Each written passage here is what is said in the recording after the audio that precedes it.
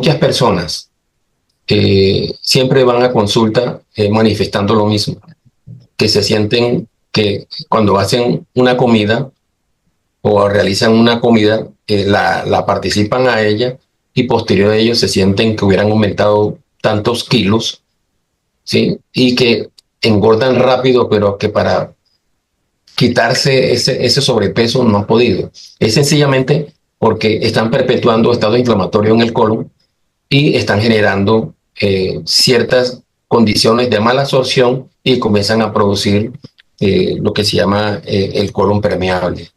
Y cuando se produce el colon permeable se perpetúa aún más el problema porque el colon se abre y entran estructuras que no deben entrar al organismo y el organismo genera las defensas. ¿Qué es lo que pasa? Cuando hay la pelea entre los antígenos con los anticuerpos, siempre se depositan en lugares huecos. Entre los lugares huecos están los huesos, están los músculos, y por eso que se presentan las miositis, el cansancio muscular y los dolores artríticos después de algunos estados de enfermedades víricas. Una y la otra son de estas sustancias químicas que producen el daño global en el organismo. ¿Sí? Y entonces yo digo, ¿qué hacemos nosotros? Primero, los médicos no están entrenados para poder entender esto porque nosotros sabemos de todo, de nada sabemos como médico y menos de nutrición. Porque cualquier médico que quiera decir alguna cosa, hablar de nutrición, hablar de estados metabólicos, es falso, a menos que estudie una especialización en metabolismo. Generalmente, y los advierto hoy desde aquí, que los médicos no saben casi metabolismo y además de eso no saben nada de nutrición. Cualquier concepto realmente es equivocado. Y opinan cuando usted está manejando un paciente con medicinas naturales, que son las que podemos utilizar para modular un estado inflamatorio, no para bloquear, que es lo que hacen los medicamentos nuestros. Y yo creo que, no sé, el Humira, que es la panacea hoy de los reumatólogos, y para todo estado inflamatorio lo utilizan y mejora, pero realmente lo que hace es bloquear la respuesta inmunitaria, perpetuando más la enfermedad de manera silente. Y de pronto un reumatólogo oiga eso y es capaz de demandarme por dicha condición. Pero ahí están los eventos de investigación. Bloquean líneas de respuesta orgánica y como la respuesta orgánica lo que genera es dolor, lo que hacen es evitar ese estado, pero el proceso sigue en otra condición, bajo otra forma, lo que hacen es evitar ese estado de respuesta. Ejemplo, una citoquina, la bloquean, pero el germen sigue avanzando. O sea, lo que hace es evitar que esa sustancia química lesione el tejido nuestro, pero los gérmenes siguen vivos. Más o menos así la condición. Dijiste, doctor Osvaldo, que la inflamación estaba relacionada con el envejecimiento. Y, Totalmente. y sabemos que las células se tienen que inflamar para poder regularse, precisamente para poder activar los mecanismos de defensa. Entonces, creo yo que lo más importante es la regulación, que realmente lo que nosotros tenemos que tener presente siempre es la regulación de esos mecanismos que de alguna forma son mecanismos que permiten la supervivencia. Sobre todo, la regulación de los radicales libres. ¿Por qué? Porque los radicales libres son los que nos van a producir el estrés oxidativo. Y para poder nosotros regular, digámoslo así, todos esos desechos que producen la inflamación, es ahí donde nosotros tenemos que entrar en armonía con algunas de las plantas que tienen comunicación con las distintas células de nuestro organismo. Es decir, lo que nosotros tenemos que hacer en la práctica es regular los desechos de la inflamación. ¿Por qué? Porque si no los regulamos y si no regulamos el estrés oxidativo, vamos a producir enfermedades en el corazón, vamos a producir enfermedades en nuestro sistema neurológico, vamos a producir inflamaciones que no están reguladas adecuadamente, incluso muchas de esas. Yo te voy a poner un caso, las varices. La varice es un estado de inflamación. Cuando nosotros por cualquier razón estamos padeciendo de varices, es muy posible que en ese tejido, en este caso la vena, se presente, digamos así, un accidente.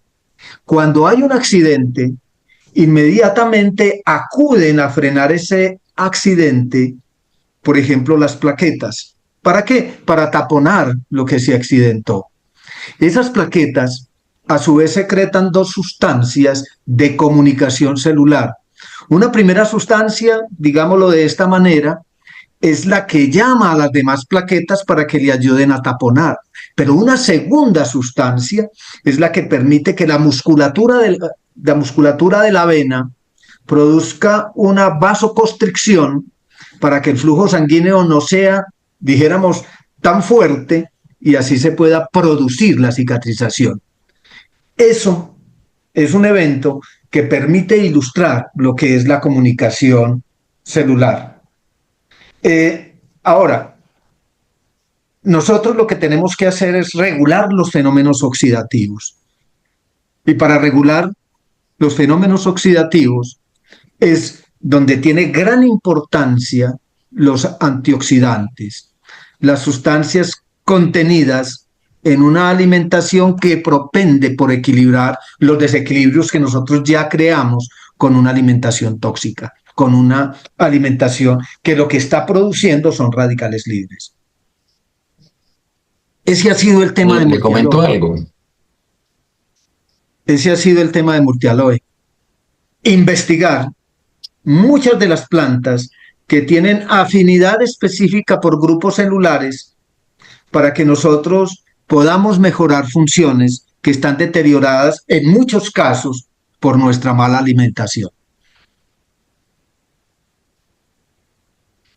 Entonces, nosotros vamos a encontrar inflamación, por ejemplo, en una enfermedad que parece no contener el prefijo itis. Por ejemplo, cuando nosotros hablamos de obesidad, con toda seguridad que hay un proceso inflamativo ahí, pero por el hecho de no contener ese prefijo, nosotros creemos que no hay un proceso inflamativo. De la misma manera, cuando nosotros hablamos de una aterosclerosis, no está contenido la palabra itis, pero sabemos que eso es un proceso inflamativo. Y la mayoría de las enfermedades neurodegenerativas, por ejemplo el Alzheimer, el Parkinson, son enfermedades que cursan con procesos inflamativos. Entonces, insisto, siempre que nosotros todos tengamos claros que los procesos inflamativos son respuesta del organismo a esa relación que tenemos con el medio ambiente, y esa relación con el medio ambiente, la más patética que tenemos, es la alimentación. Entonces, como tú lo decías, hay muchas investigaciones en torno a cuáles alimentos hoy están, dijéramos, siendo motores para que se produzcan procesos inflamativos. Y quisiera que vos me ampliaras un poquito, o Nilton, el tema, por ejemplo, de los carbohidratos, en concreto, de las azúcares refinadas. Milton, ¿qué? ¿O hablo? Yo quiero comentar algo antes de dar respuesta sobre la cuestión del acto paradójico de las industrias a nivel mundial y la inversión que hacen para transformar nuestros hábitos. En Estados Unidos están cogiendo una modalidad que se llama los check-in. Y los check-in no es más que generar un estudio sobre esas enfermedades neurodegenerativas a nivel del cerebro. Y lo que se hacen son resonancias de última modalidad para descubrir un estado inflamatorio leve y poder actuar con medicamentos. Igual hoy se están gastando grandes recursos económicos, los grandes industriales, los ricos mexicanos y los ricos norteamericanos, cada año duran un mes hospitalizados y se hacen los diferentes check-in. Y cada una de estas personas están tomando más de 120 medicamentos diarios. saliendo por lo que nosotros tenemos en multialoe, que son minerales, vitaminas, elementos químicos que actúan, y yo quiero decirle, regulan o modulan la respuesta. Son moduladores de las respuestas ante un evento de tipo inflamatorio. Si bien es cierto que Estados Unidos viene generando el modelo y el síndrome de las gordas de Botero como un acto de condición de normalidad, ¿verdad? Generando igualmente un modelo cultural de que la gente gruesa con altos estados inflamatorios es normal, ¿ok? Siendo así, las grandes industrias están perpetuando alimentación de ultra refinadas y para generar el proceso inflamatorio de manera muy indirecta. Y lo saben y lo tienen muy concreto. Igual con la industria farmacéutica, que lo que hace es inhibir, son procesos que son normales y que son valorables para el organismo, y los bloquean. Y se sigue perpetuando el proceso inflamatorio. Por eso es que estamos generando y viendo, por Dios, mucho cáncer. El proceso de la industria de los carbohidratos es un proceso que viene haciendo mella de hace más de 30 años y genera muerte a nivel mundial en un 10% de la población por una enfermedad que es la obesidad.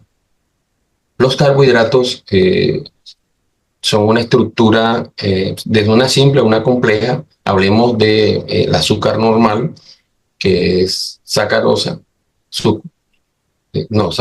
sacarosa, y metiéndose ya con una papa que es un almidón, que son unidades de azúcar unidas, y el organismo, para poderlas degradar, necesita sustancias químicas para que esa papa pueda ser absorbible y pasar a sangre. Hoy los alimentos procesados o los alimentos de la industria, que son puros carbohidratos, son carbohidratos simples que apenas llegan al estómago se diluyen y en 3 minutos están en sangre, elevando el contenido glicémico. Cuando se eleva el contenido glicémico, sale la insulina a ejercer su función, ¿verdad?, de reparar, de incluir lo que está de más en las células. Porque el azúcar realmente es la fase fundamental del metabolismo para la energía nuestra, para mantenernos vivos. Y inconscientemente la insulina comienza a incluir todo ese azúcar en las células y sobre todo a nivel hepático, donde la almacena. ¿Por qué la almacena en el hígado?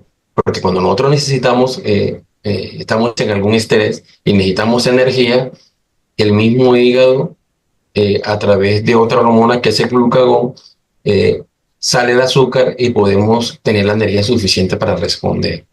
Pero los altos contenidos hoy, donde no hay un control de la cantidad de alimentos que debemos de comer, porque no existe una saciedad dada, la insulina comienza a depositar ya no en el hígado, porque el hígado está lleno y por ahí el hígado graso, ¿verdad? Y que en los hígados grasos hay que pararle bola a la gente que no, que tengo hígado graso.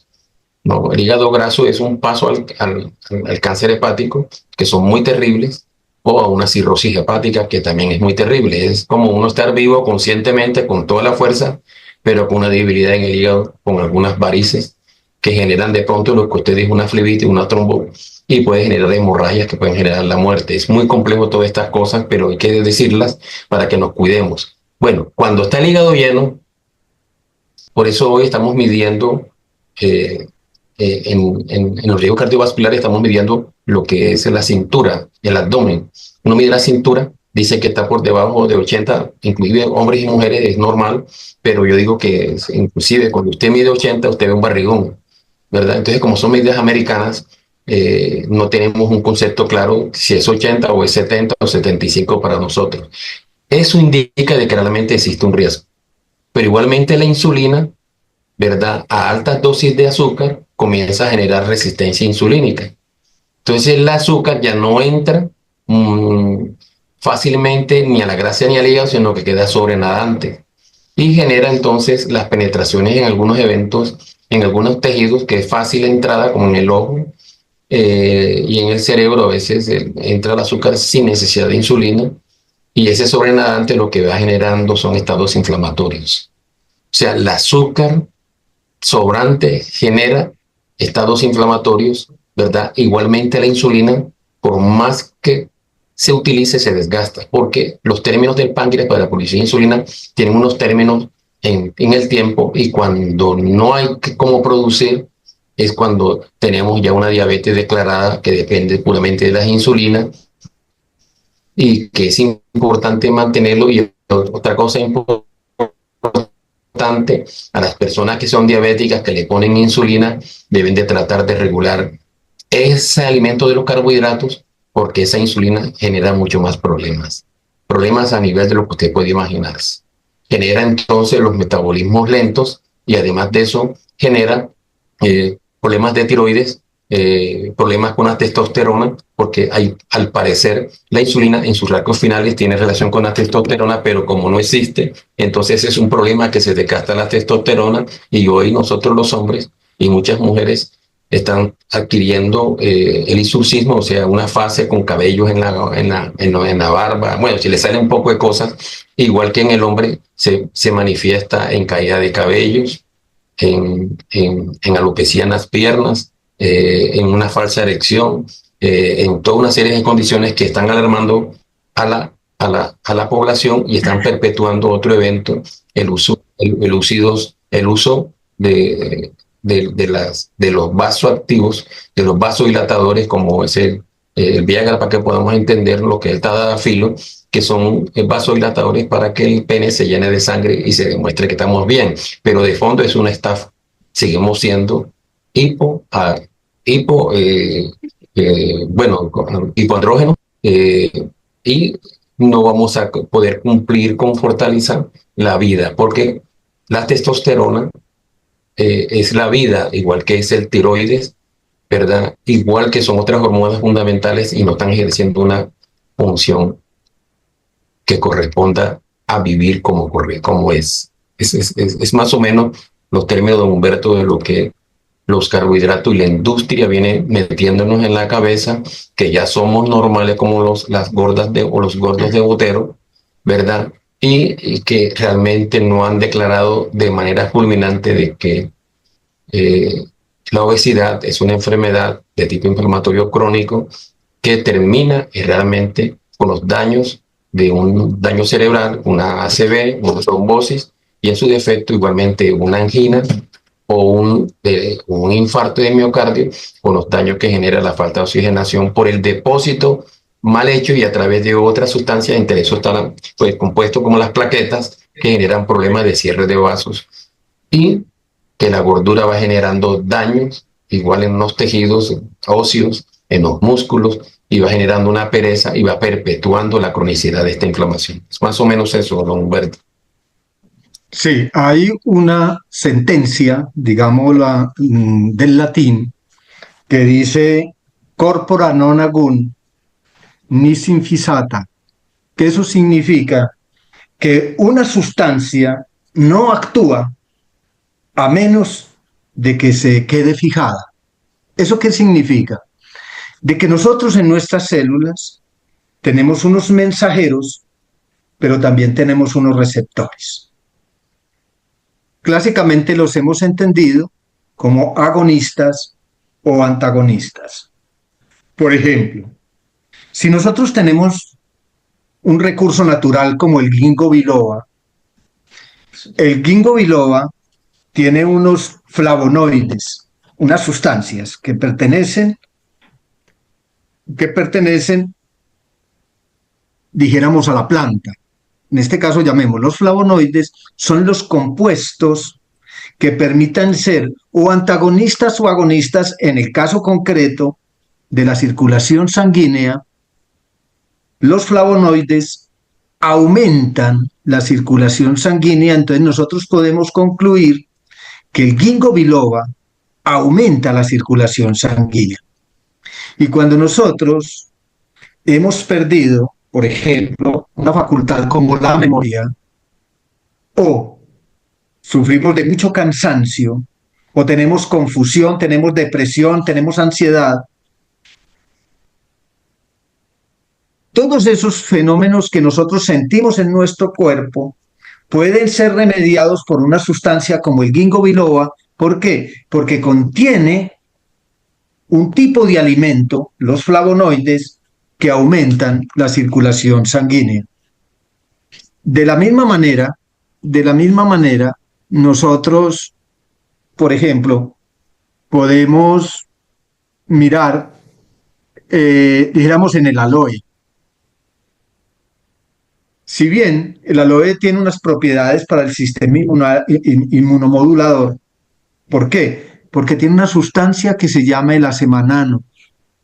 Y esa glucoproteína se ha estudiado bastante y por eso sabemos que el que complementa la nutrición con aloe vera mejora su sistema inmunomodulador, que tiene una competencia o que tiene una función. ¿Cuál es la función? Destruir a los invasores que son extraños, que nos están de alguna manera inflamando. Por eso, una consecuencia, dijéramos, de la función de la aloe vera es tener propiedades antiinflamatorias por el fortalecimiento que hay en el sistema inmunológico. Además, es rico en antioxidantes. ¿Para qué? Para proteger el cuerpo de los daños generados por el estrés oxidativo. Así igual, Murtialoe cuenta con los betaglucanos del Ganoderma lúcido. Yo les cuento una anécdota bien especial. Nosotros primero creíamos que si no importábamos el Ganoderma, nosotros no podíamos contar en nuestra nutrición con él. Y hoy, tanto la Universidad Católica del Oriente como la Universidad de Antioquia, y muy particularmente un centro de investigaciones de micología que hay en Medellín, concretamente en el corregimiento de Santa Elena, vienen multiplicando el Ganoderma lúcido.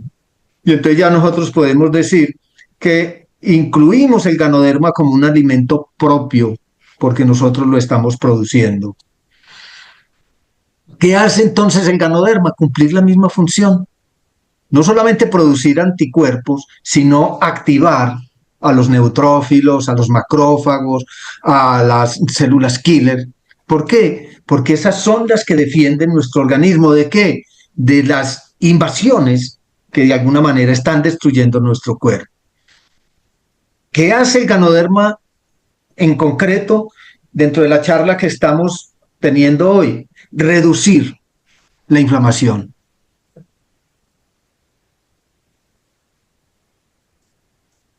Otro de los productos que tiene Multialoe es la miel de abejas. Y créanme, puede haber toda la literatura que ustedes quieran con respecto a la miel de abejas, pero nunca vamos nosotros a comprender realmente cuál es el poder que tiene esta sustancia. Ella depende casi que exclusivamente de la vocación floral de la región. Nosotros, que traemos nuestra miel del Magdalena Medio, es una miel que la están aprovechando un grupo de abejas que se llaman trigonas y meliponas y que están libando de los árboles, porque eso es bosque nativo, eso es selva, si lo quieren llamar así, en donde a través del año nosotros tenemos la cosecha del roble, del cedro, del malagano, del comino, etcétera. Entonces la miel va teniendo una vocación dependiendo de la cosecha de flores que tengamos en ese momento. Y eso nos permite decir que nuestra miel tiene una vocación de origen. Y su vocación de origen descansa en la capacidad que tiene la flora del Magdalena Medio de suministrar un sinnúmero de sustancias que en este caso son desinflamatorias, ¿cierto? Entonces, todos los minerales, todas las vitaminas, todos los azúcares que contiene la miel de abeja están complementados también por muchas sustancias que provienen de esa flora. Y muchas de esas sustancias tienen ese poder desinflamativo, especialmente por los polifenoles y por los antioxidantes, que son las que protegen nuestro cuerpo, porque nuestro cuerpo prácticamente y constantemente está sometido a acciones de daño. Nuestra relación para nosotros poder sobrevivir como especie están relacionadas directamente con nuestro estrés oxidativo. Yo les decía ahora cómo un acetaminofén produce un estrés oxidativo grande y nosotros requeriríamos de unos antioxidantes para frenar ese estrés oxidativo que nos está provocando una pastilla que nosotros afirmamos nos está haciendo beneficio. Muchas son las propiedades de la miel de abeja, pero yo quiero solamente rescatar la capacidad antioxidante. Y esa capacidad antioxidante nosotros la podemos ver patética, por ejemplo, cuando la utilizamos como cicatrizante. De hecho, cuando nosotros utilizamos aloe vera y utilizamos miel de abejas en procesos cicatrizantes, entendemos cuál es la capacidad que tienen estos dos recursos naturales para, dijéramos, contrarrestar un tema tan difícil como es la cicatrización de cualquier tejido de nuestro cuerpo. Cúrcuma. La cúrcuma, y voy a mencionar solamente un compuesto de la cúrcuma, teniendo múltiples compuestos, ese compuesto es la curcumina, que tiene efectos antiinflamatorios. Entonces, ¿qué ayuda a la cúrcuma? A neutralizar los radicales libres, a fortalecer nuestro sistema inmunológico de las amenazas que nos provoca la relación con el medio ambiente. También tiene actividad antimicrobiana y también combate virus, combate hongos, etcétera. Pero básicamente tiene compuestos que permiten la curcumina desinflamar y eliminar los radicales libres. Si hay algún producto que nosotros hayamos trabajado con mucho esmero, ha sido la moringa, porque hemos comprendido su potencial y todavía no hemos descubierto cuánto más nos puede ayudar la moringa. Y tenemos estudios de soporte, las monografías, por ejemplo, que hay en la medicina oriental acerca del uso de la moringa son tan amplias que si mañana tenemos la ocasión y la posibilidad de estudiarlas, podríamos afinar bastante lo que en las propiedades nutricionales y medicinales que nosotros le confiamos a la moringa. Es, primero, fuente de alimento, minerales y antioxidantes. Volvamos a insistir en el tema que hoy nos convocó todo el tiempo. Nosotros, toda enfermedad que tengamos cursa con un proceso de inflamación. De ahí que los alimentos o las plantas con las que nos estemos relacionando que tengan principios antiinflamatorios son básicos para poder equilibrar nuestra nutrición.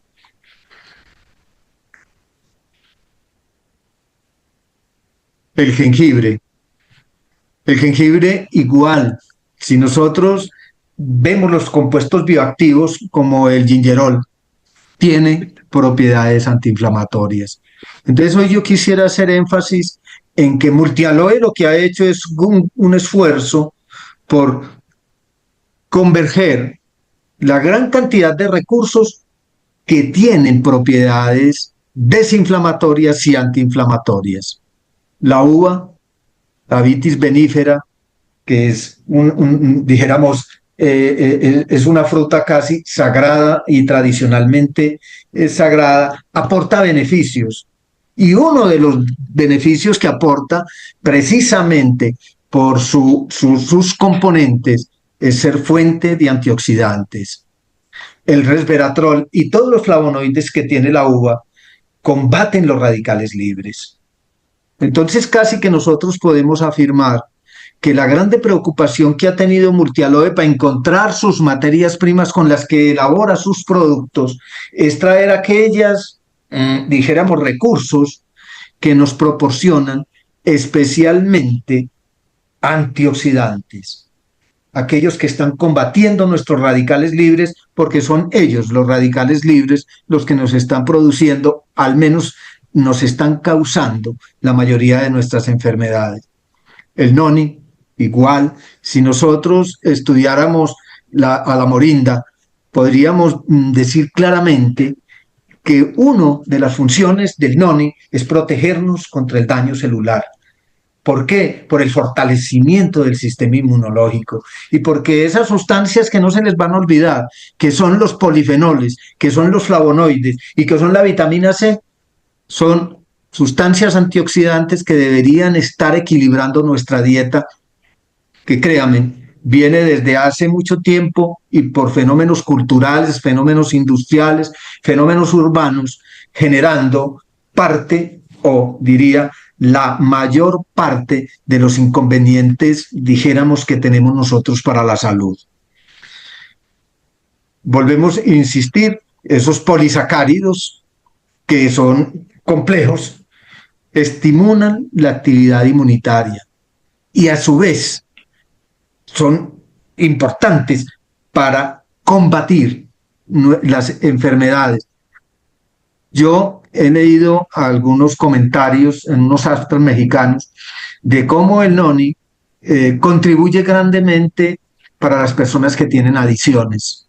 ¿Por qué? Porque él es un regulador de unas sustancias, y volvamos a insistir en esas sustancias, mensajeras, en unas sustancias que son receptoras y que permiten entonces que nosotros podamos de alguna manera armonizar la producción de una sustancia que está muy íntimamente ligada a las adicciones. Esa sustancia es la dopamina. La espirulina, si algo hay que tiene historia, es la platensis, la artrospira. Es una alga azul. Esa alga azul, utilizada desde tiempos inmemoriales, tiene, y existe en diferentes partes del mundo. Yo les voy a contar una anécdota y es la misma. Unas niñas del Atlántico hicieron y organizaron una empresa muy linda en el Meta. Hace relativamente poco, estoy hablando de 2 o 3 años, esa empresa fue cooptada por la Nacional de Chocolates, o sea, por Nutresa, y hoy esa empresa la ha comprado Nutresa precisamente para aprovechar este recurso natural, la espirulina, y elaborar productos. Estoy hablando de la Compañía Nacional de Chocolates de Colombia. Y con eso estoy refrendando otra cosa, es que muchos de los emprendimientos que han hecho nuestros jóvenes nos han conducido a que nosotros hoy tengamos provisión de unas sustancias que ayer creíamos que no se podían conseguir en nuestro medio. Qué bueno. Y insistimos igual, la espirulina tiene acciones antioxidantes y esas acciones antioxidantes contribuyen a que nuestro cuerpo que está dañado pueda recuperarse. Todo está relacionado con el fortalecimiento de nuestro sistema inmunológico. Pero además, y no es el caso de porque hoy no lo tratamos, es que es el fortalecimiento de nuestra microbiota intestinal. Si las enfermedades entran por nuestra digestión, el hecho de nosotros poder regular todos esos habitantes que tenemos en nuestro sistema intestinal y que son grandes contribuyentes en los procesos digestivos, como es la biota. Y si hay algo importante en la espirulina es la regulación que ella nos permite tener de la microbiota intestinal. Igual el té verde. Insistimos entonces, el té verde no lo tenemos que importar de los países del Oriente. Nosotros podemos producir té y lo podemos producir aquí en Colombia desde los 400 metros sobre el nivel del mar hasta los 1800 metros sobre el nivel del mar. Entonces tenemos unos pisos térmicos que permiten cultivar la plántula del té. En estos días les voy a compartir una plantación que estamos haciendo de té que además es supremamente bonita. Del té se saca tanto el té verde como el té negro, y de la stevia, y permítanme decirles algo, tal vez la única manera como sirve la stevia es cuando nosotros secamos y molemos la hoja. Cuando nosotros procedemos a generar un proceso de industrialización con la stevia, le quitamos muchas de las propiedades que la stevia tiene. El limón es otro de nuestros recursos que no solamente limpia nuestro sistema digestivo y desintoxica el hígado, sino que también alcaliniza nuestro cuerpo, que es una función básica del pH. La cola de caballo tiene un alto contenido de silicio, pero también contiene flavonoides. Y esos flavonoides no solamente tienen efectos diuréticos y que contribuyen grandemente al fortalecimiento del sistema articular, del cabello, de las uñas, sino que son regeneradores celulares. El boldo, que especialmente lo cultivan en Chile y Argentina, y realmente nosotros aquí lo tenemos que comercializar del producto que se importa, tiene múltiples propiedades terapéuticas, pero los monoterpénicos que contiene el boldo no solamente son desintoxicantes del hígado, sino que también tienen propiedades antioxidantes. Y yo lo que estoy haciendo es tratándole de repetir a ustedes de todas estas materias primas que tiene Multialoe, cuáles tienen el efecto de sus propiedades antioxidantes. El NAMU, y volvamos a insistir, tiene un efecto antiinflamatorio y tiene un efecto analgésico. Esa acción antioxidante nos produce, dijéramos, la recuperación o la protección de nuestras células del daño oxidativo. La manzanilla, la chamomila, es una de las plantas relajantes, digestivas y antiinflamatorias más poderosas que incluso deberíamos nosotros utilizar para la mayoría de esos dolores ocasionales que siempre hacen que nosotros recurramos al acetaminofén, a la aspirina, a los desinflamatorios sintéticos. La manzanilla no solamente tiene efectos relajantes, también propiedades antiinflamatorias. Y no solo se puede utilizar, digámoslo, oralmente, parenteralmente, es posible también utilizarlo con compresas, con aplicaciones en las que nosotros lo fijemos a través de bandas, etcétera, y podemos utilizar incluso la planta para proporcionarnos alivio con la planta completa. La alcachofa, aparte de que ser un regulador del colesterol, de ser un depurativo, de mejorar el hígado, de mejorar la digestión, produce regeneración hepática, externa protector.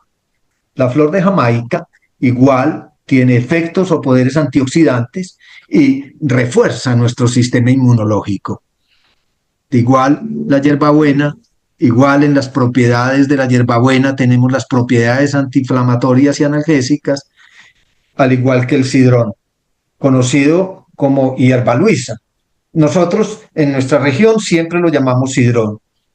Y el cidrón no solamente contribuye al bienestar físico, sino que es un tranquilizante para nuestro sistema nervioso, y podemos afirmar entonces que es un tranquilizante para el bienestar mental.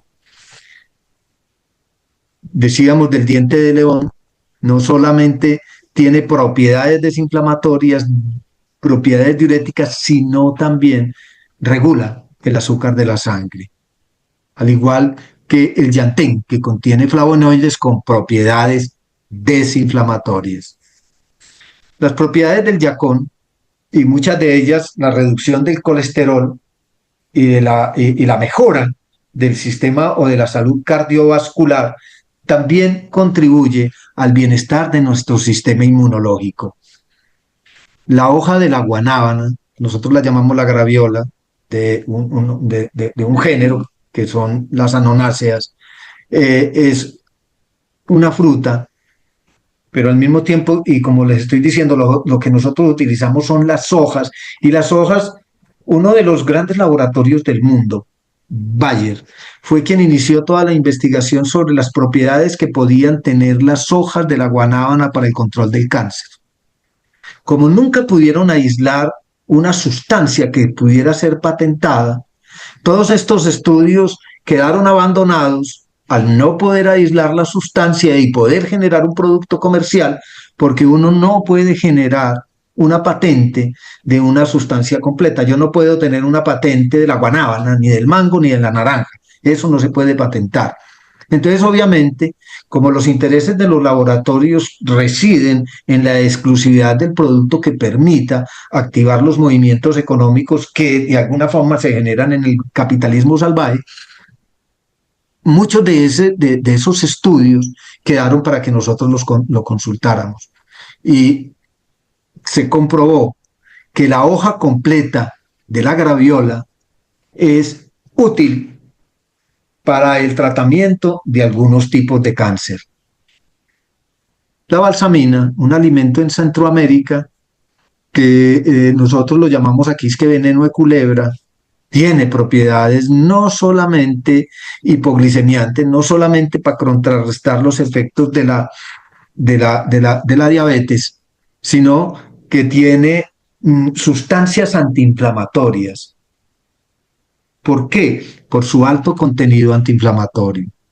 De igual manera, la caléndula, y dentro de las propiedades, insisto, es la propiedad antiinflamatoria no solamente para aliviar dolores internos, sino también para aliviar dolores externos, dolores musculares, dolores articulares, dolores musculares. La milenrama contiene unos flavonoides, siempre me ha llamado poderosamente la atención, y alguna vez que tuve la oportunidad de estar compartiendo una investigación que hicimos en la Universidad de Antioquia, concretamente en el Pacífico Caucano, muchas de las comunidades me hablan de las propiedades de la milenrama. En el Cauca, la milenrama es considerada una planta mágica. Igual, las propiedades que hemos estudiado y en los actos que yo he venido resumiendo de los efectos antiinflamatorios de todas estas sustancias que les estoy presentando, la milenrama es una planta súper poderosa. Ahí tenemos las propiedades que tiene la milenrama, la planta que yo últimamente he venido como estudiando con especial dedicación, que es la ortiga, y especialmente la ortiga urens, aunque aquí me han relatado las propiedades de la ortiga dioica son parecidas a las propiedades de la ortiga urens, muy especialmente porque tiene una propiedad súper especial para contrarrestar los efectos de la hiperplasia prostática benigna. Tenemos el NEN, que tiene propiedades desintoxicantes y tiene propiedades antiparasitarias. Y en los trabajos que hemos venido leyendo últimamente, casi que uno podía afirmar que un porcentaje altísimo de las personas que padecen de cáncer, si lo analizamos a profundidad, esas personas pueden tener parásitos. Habíamos ya hablado del ginseng y habíamos hablado ya del ginkgo biloba.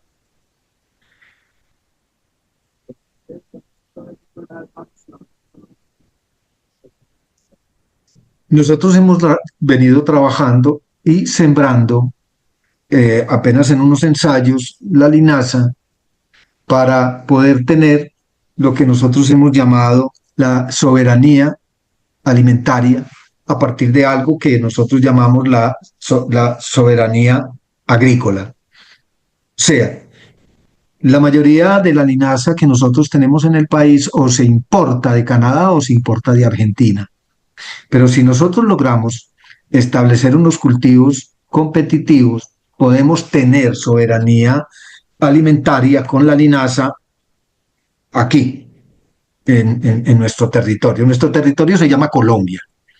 Es decir, no es que estemos particularizándonos y solamente esté en Antioquia, que es el lugar donde nosotros residimos, sino que está en todo nuestro país. Y créanme que ahora que estoy haciendo el tema de expedición botánica de una parte del Magdalena Medio colombiano, concretamente de la región del Magdalena Medio que pertenece al municipio de Sonsón, me he recreado viendo la, la, la fertilidad de los suelos. Y una cosa que me ha llamado la atención es cómo nosotros prácticamente en una hora de viaje cambiamos 4 pisos térmicos. Y en una hora de viaje estábamos en la tierra caliente, por decir, y en una hora de viaje casi que estamos en el páramo. Y esa es nuestra grandeza. Amén.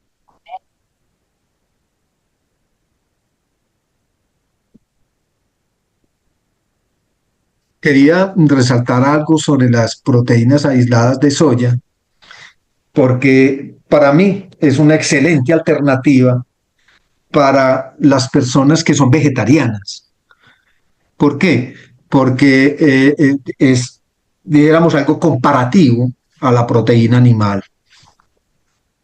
Bueno, muy rápidamente y en razón de que les habíamos dicho, esta discusión la queríamos tener solamente una hora y ya llevamos 1 hora 30 minutos y lo que tenemos intención de escuchar es la participación de ustedes, con las preguntas, inquietudes o con la participación que ustedes quieran tener en este conversatorio. Muchas gracias a todos. Berto, buenas noches. Luis Miguel, ¿Cómo has estado? Luis Miguel, te escuchamos. Sí, señor. Humberto, ¿me escuchas? Sí te escucho, Luis Miguel. Buenas noches a todos. Humberto, ¿cómo están? Muy bien, sí señor. Por aquí, dedicados a lo nuestro, Luis Miguel.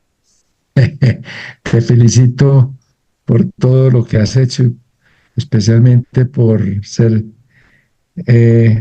tan impetuoso, tan conocedor y además has estado en esto toda la vida y eres muy resiliente con el tema. Te felicito por eso.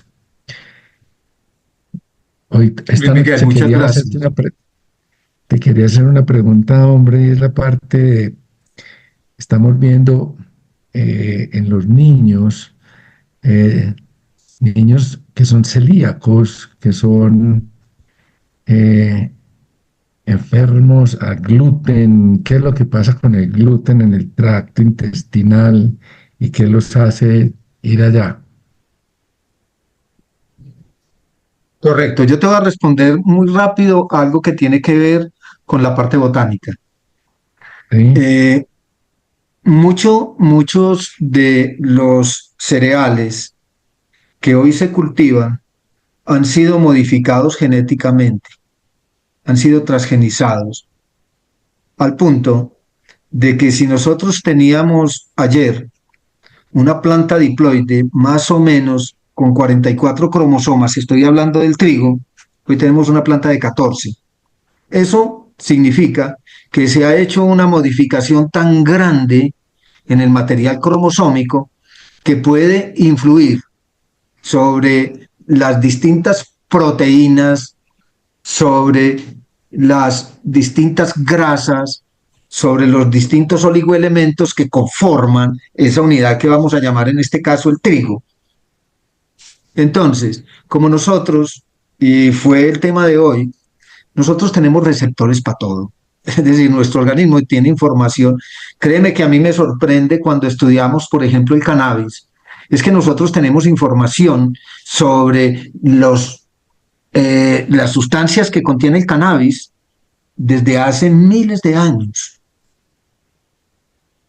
De la misma manera, nosotros tenemos información de un trigo que ha evolucionado más rápido que nosotros. Y entonces al evolucionar más rápido de nosotros, ya nosotros no tenemos información del trigo moderno. Pero yo quisiera que me complementara el doctor Osvaldo, porque en la población infantil se están presentando, dijéramos, todas estas enfermedades metabólicas que indudablemente a muy temprana edad signan dijéramos, una pérdida de la salud. Osvaldo. Sí, sí, mi querido Luis, muchas gracias.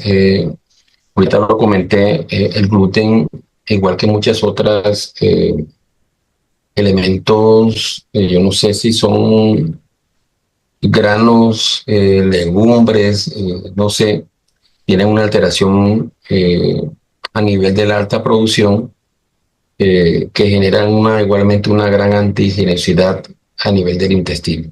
Explico. El gluten es una proteína que desafortunadamente muchos individuos, sobre todo los niños, ante el gran desarrollo que dice don Humberto y la gran transformación de nuestros elementos naturales, ha generado alguna condición tipo receptor, ¿verdad?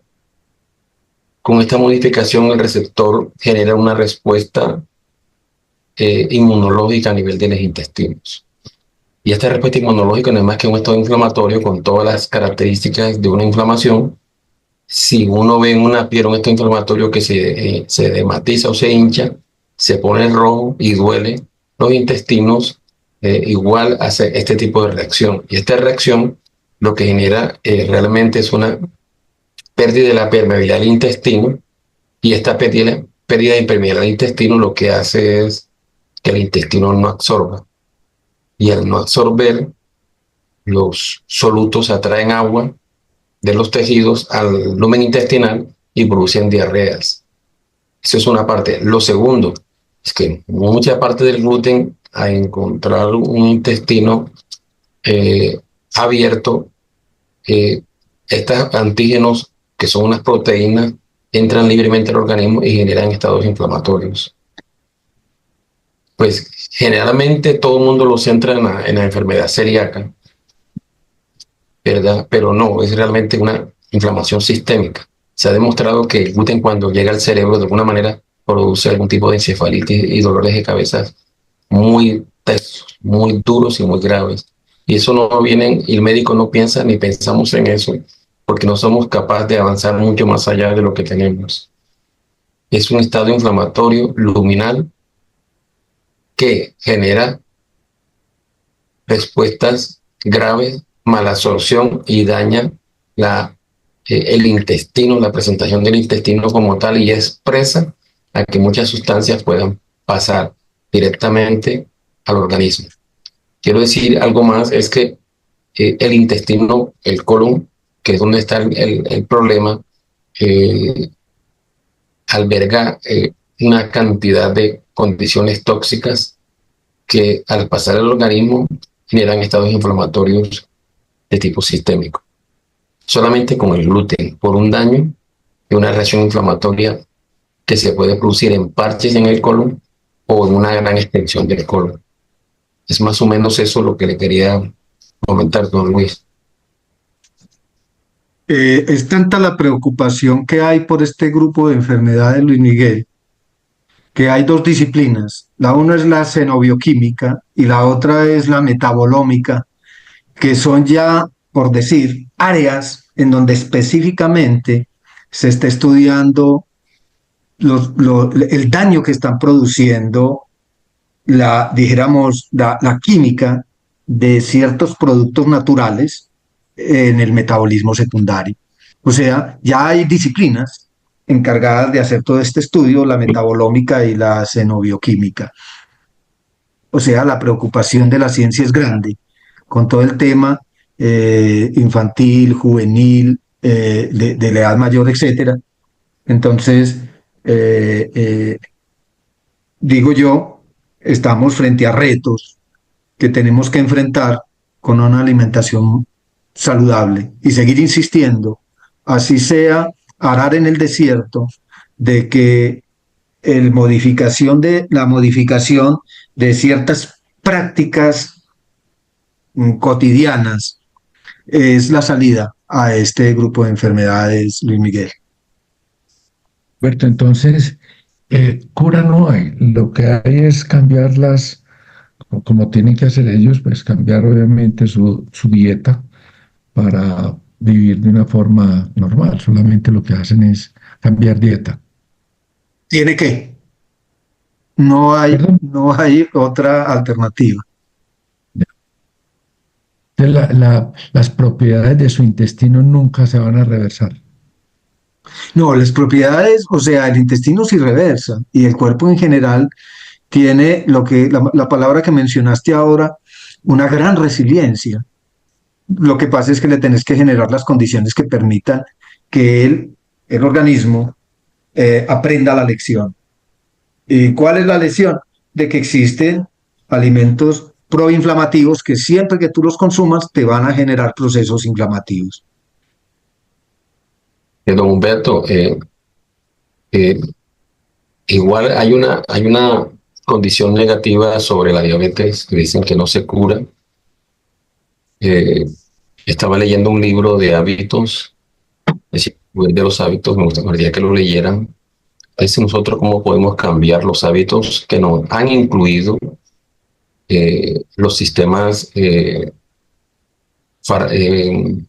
industriales a nivel mundial, cómo modificamos el no consumir azúcar, pero de azúcar refinada, ¿verdad? Cómo nosotros podemos evitar que el gluten nos haga daño, no comiéndolo, es sencillo. Pero igualmente cuando tenemos la enfermedad, para eso están la medicación nuestra natural que module la respuesta inflamatoria y que permita que el intestino se regenere. Todo en el organismo se regenera, ¿verdad? Todo. Antes se pensaba que el cerebro no se regeneraba. Sí tiene un proceso de regeneración y de expansión, ¿verdad? Y que da una respuesta lógica y precisa a las condiciones. Nosotros como organismo tenemos respuestas precisas. El único es que la invasión de los antígenos es demasiada y el organismo no alcanza a responder como corresponde. Y es cuando se producen los daños. Este gluten, si no se identifica o sabiendo consume los elementos que contengan gluten, estoy seguro que va a producir una enfermedad celíaca crónica que termina con un daño global sistémico, ¿verdad? Entre eso está mínimamente las artritis, ¿verdad? Y hay otros eventos que pueden producir estados inflamatorios a distancia, como en el cerebro, presentando daños y fibrosis cerebral con las consecuencias del lugar donde haya daño, donde va a aparecer a nivel externo la comunicación. Si es de ojo no puede ver bien, y si es de movilidad de alguna parte no mueve bien, y si es en la parte cognitiva quedamos en blanco, ¿verdad? Es lo que muchos alimentos están en estos momentos haciendo daño y por eso el gran incremento del Alzheimer, de las demencias, que no lo había habido antes. Es más o menos son los estados inflamatorios crónicos y por nuestros hábitos que no podemos contener, igualmente porque no tenemos una conexión con médicos que tengan un conocimiento preciso y que, como en Estados Unidos existen centros farmacéuticos con personas indicadas, como usted, don Humberto, a investigación, para poder comunicar y poder ayudar a las personas de una manera mucho más precisa, con menos costos, ¿verdad? Y con más recuperación a la normalidad. Sí podemos recuperar todo con base a un plan, cambio de hábitos y la medicina natural que module nuestra respuesta inflamatoria.